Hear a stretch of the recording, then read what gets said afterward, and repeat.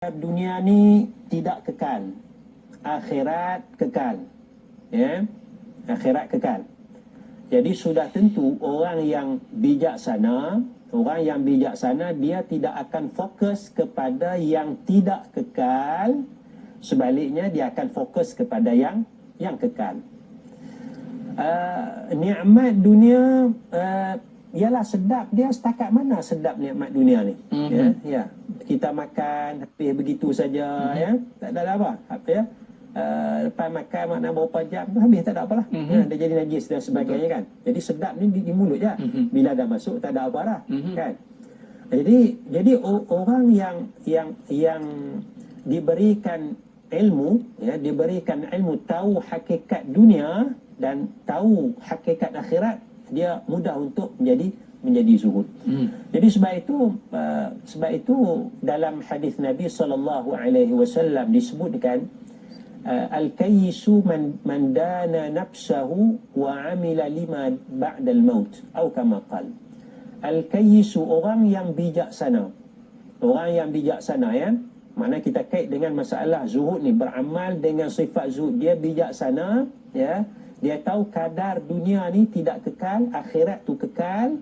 Yang ada pada manusia itu nothing, tidak ada apa-apa, tetapi yang ada pada Allah itulah yang lebih bernilai. Walal akhiratu khairun wa abqa. Ya, akhirat itu lebih baik dan lebih kekal.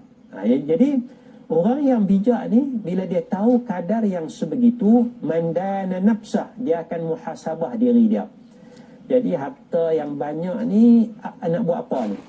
Harta yang banyak ni nak buat apa? Jadi kalau aku simpan sampai umur 80, aku boleh pergi melancong umur 80. Betul.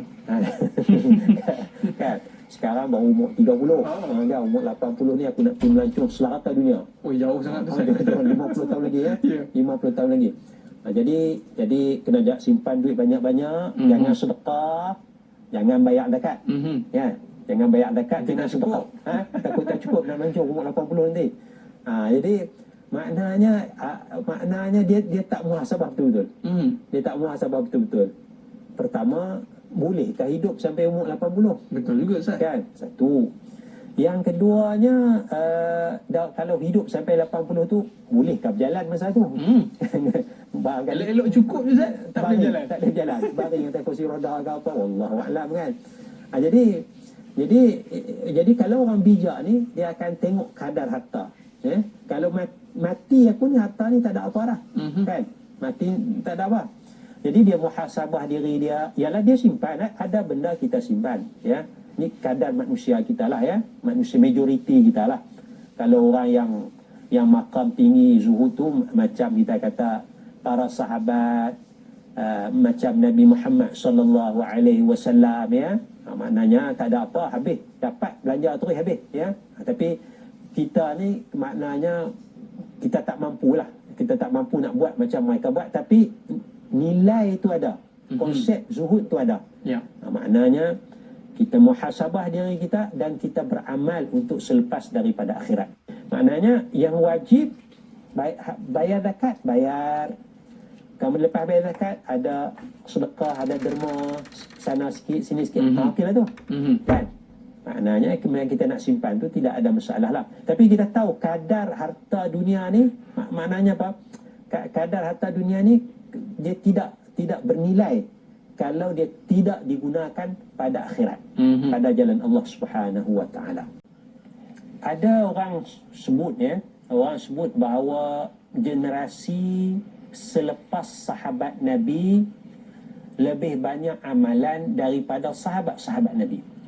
Ya, generasi selepas sahabat ni, mungkin zaman kita jugalah, ya, lebih banyak amalan daripada para sahabat Nabi.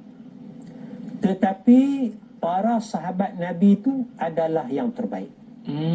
Ya, walaupun amalan mungkin kita nampak kita lebih, tapi para sahabat tu yang terbaik. Karena itu Allah Ta'ala puji para sahabat Nabi, antaranya dalam Quran, kuntum khaira ummatin, kamu adalah sebaik-baik umat. Kamu tu lebih khusus kepada para sahabat Nabi. Sebab masa ayat tu diwahyukan, kamu yang ada dalam ayat tu ialah para sahabat Nabi. Kita belum ada lagi. Jadi salah satu jawapan yang diberikan, kenapakah para sahabat ni lebih baik, yang terbaik, walaupun amalan mereka mungkin lebih sikit daripada kita. Kan? Kita jumpa dalam hadis seorang sahabat Nabi, dia nak semayang fardu saja, tak mau semayang sunat. Dia nak semayang, dia nak puasa fardu Ramadan je, puasa sunat tak mau buat. Kan? Dia tak mau bayar zakat, tak mau sedekah sebab dia miskin, dia tak mampu kan. Tapi Rasulullah jamin sahabat ni masuk syurga. Confirm dah. Semayang fardu saja, sunat tak semayang. Dia janji tak mau semayang sunat. Kan? Itu kata dia terbaik tu, sahabat Nabi ni. Maka salah satu jawapan yang menarik yang diberikan oleh sebahagian ulama, kerana apa? Kerana para sahabat ni ada sifat zuhud. Para sahabat ni ada sifat zuhud, ya. Jadi sebab itu maknanya kita tengok soal harta ni, ya, kita tahu kadar harta, kita menguruskan harta itu. Jadi sebab itu kita melihat para sahabat Nabi, misalnya yang kaya. Kalau kita kata kaya tu tidak zuhud, tidak juga. Sebab para sahabat ni ada sifat zuhud, kerana zuhud ni sifat mulia. Sahabat Nabi Uthman bin Affan radhiyallahu anhu kaya, tapi zuhud. Sahabat Nabi Abdul Rahman bin Auf radhiyallahu anhu kaya, tapi zuhud. Kan? Jadi kita kata aku ni tak boleh jadi zuhud sebab aku ni kaya. Sahabat Nabi kaya, Abdul Rahman bin Auf kaya, betul, tapi zuhud. Kan? Jadi zuhud tu bukan makna tidak ada harta. Zuhud tu bukan makna tidak harta, tapi secara mudah kita kata zuhud ni dia tahu kadar harta tidaklah bernilai besar di sisi Allah Subhanahu wa taala. Ya. Yang bernilai besar di sisi Allah Subhanahu wa taala ialah amalun soleh, amalan soleh.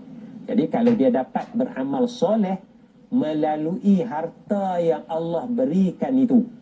Oh, ada orang perlukan bantuan, pastikan betul lah orang tu perlukan bantuan. Nah, sedekah duit, kan? Kan?